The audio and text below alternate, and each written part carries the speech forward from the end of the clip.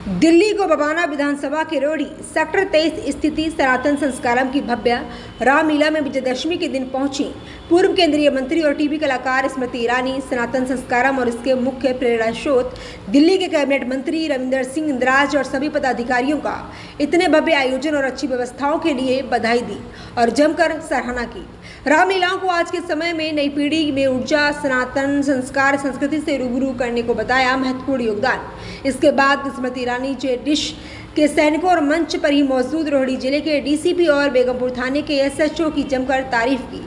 उन्होंने कहा कि देश के सैनिकों और इन जैसे पुलिसकर्मियों की वजह से ही हम अपने हर त्यौहार को बिना किसी भय के अच्छे ढंग से मना पाते हैं, क्योंकि ऐसे मौक़ों पर भी हमारी सेना और पुलिस अपने घर परिवार को छोड़कर देश की जनता की सुरक्षा कर रही होती है, जो काबिले तारीफ है।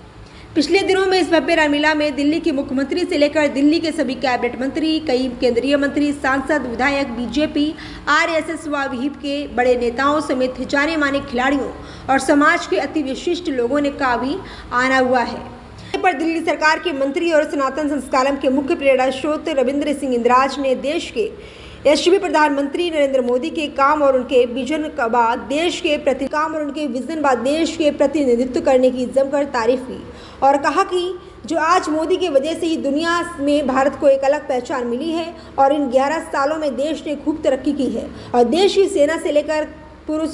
युवाओं और सभी नागरिक आज मोदी पर गर्व करता है। यही वजह है कि पूरी दुनिया में आज देश के प्रधानमंत्री नरेंद्र मोदी का डंका बज रहा है। इंदिराज ने कहा कि हमारी इस रामलीला में हमने समाज के हर तबके को समान भाव से आदर सम्मान देने का काम किया और समाज की एकता और समानता का संदेश देने की भरसक कोशिश की है। इतना ही नहीं, हमने मंच पर और नेता परिसर में ऑपरेशन सिंदूर, आत्मनिर्भर भारत, इसरो जैसी शानदार झांकियों का भी प्रदर्शन कर देश के वैज्ञानिकों और सेना के मनोबल और जज्बे को सलाम किया है। मैम, आज आप यहाँ पर पहुँचे हैं सनातन संस्कारम की रामलीला में, अनुभव की अगर बात करें, पहली बार रामलीला हो रही है, कैसा लग रहा है? मैं इतना ही कहूँगी, जिस परिवार का केंद्र बिंदु सनातन और संस्कार हो, उस परिवार द्वारा आयोजित रामलीला में जितने भी श्रद्धालु आए हैं वो ये संस्कार लेकर गए कि रामायण में जो संस्कार हैं उसे अपने जीवन में चरितार्थ करना है।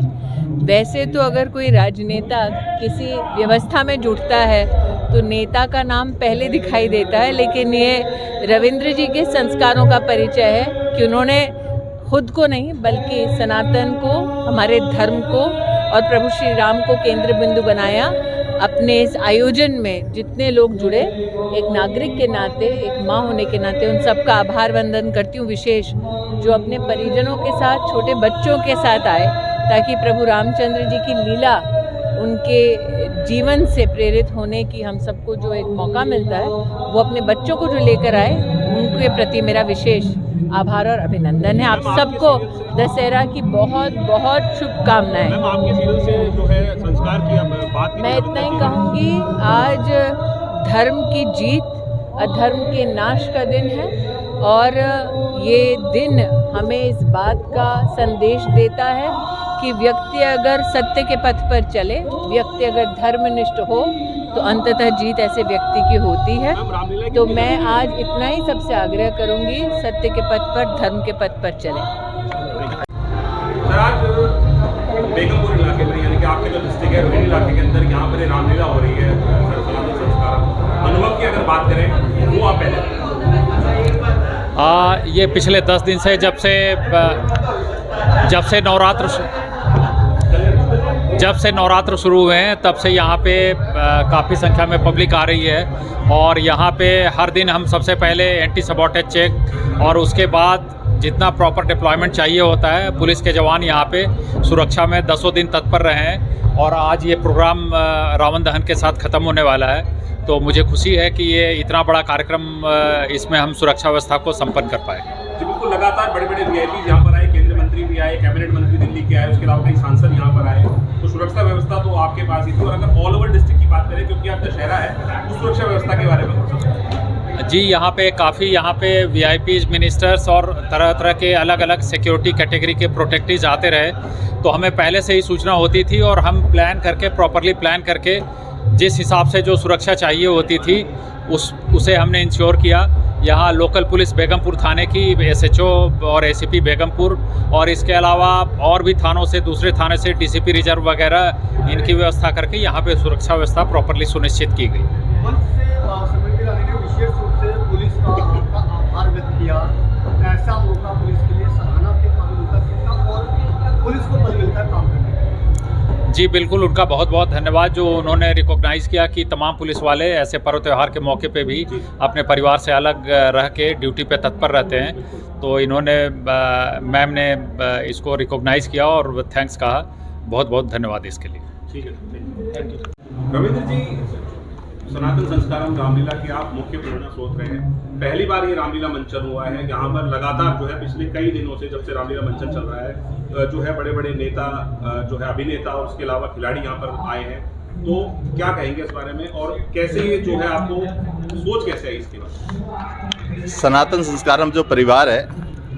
उन्होंने मूल जो रखा वो सनातन को रखा और संस्कारों को रखा। इसलिए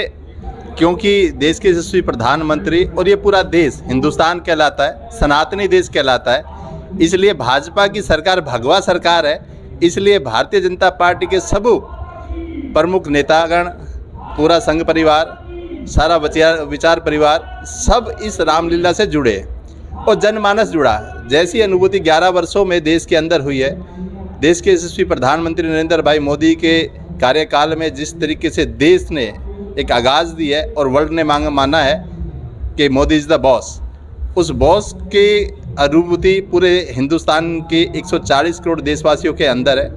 इसलिए जब ये मंच लगा या इस मंच को संजोया गया तो सनातन को विशेष रूप से अग्रणीय करके रखा गया और उसी का एक अनुभव पहली बार में राम भक्तों ने अपनी उपस्थिति करके हमें दिया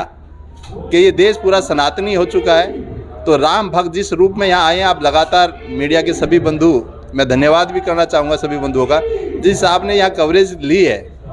और यहाँ की रामलीला का पूरी दिल्ली के पूरे देश में एक जो मैसेज गया है कि रामलीला तो सभी जगह हो रही है, पर एक अनुभूति वाली रामलीला प्रॉपर सनातनी रामलीला कहीं हो रही है तो सेक्टर 23 रोहिणी के अंदर हो रही है और सनातन संस्कारम परिवार कर रहा है। ये अनुभूति पूरे देश के अंदर, इसीलिए सभी ने इस मंच को साझा किया। मैं सभी का धन्यवाद करता हूं कि जितने भी अतिथि इस मंच से जुड़े, जितने भी लोग राम भक्त इस मंच के पास आए या उन्होंने अनुभूति ली, मैं उन्हीं को सभी को धन्यवाद करता हूं, जय श्री राम करता हूं। सर, सनातन संस्कारम की बात की गई, ये सिर्फ रामलीला तक ही सीमित नहीं है, संस्था है आपकी और भी धार्मिक कार्य करेगी। तो क्या ऐसे काम है जो आप लोग आगे संस्था के बैनर तले करेंगे? हम जल कल्याण के वो सभी कार्य है सनातन संस्कारम परिवार करने वाला है, क्योंकि जिस दिन ये नाम हमने चुना ये भगवान की ही कृपा थी कि उन्होंने अचानक हमारे मस्तिष्क में ये नाम दिया, क्योंकि इस नाम को सभी ने एक अपने आप में एक अनुभूति हमें दी है कि ये ऐसा नाम जो अपने आप में एक अद्भुत है। तो ऐसे अद्भुत नाम की जब कल्पना हुई तो हम सब की भी अंदर से अनुभूति हुई कि ये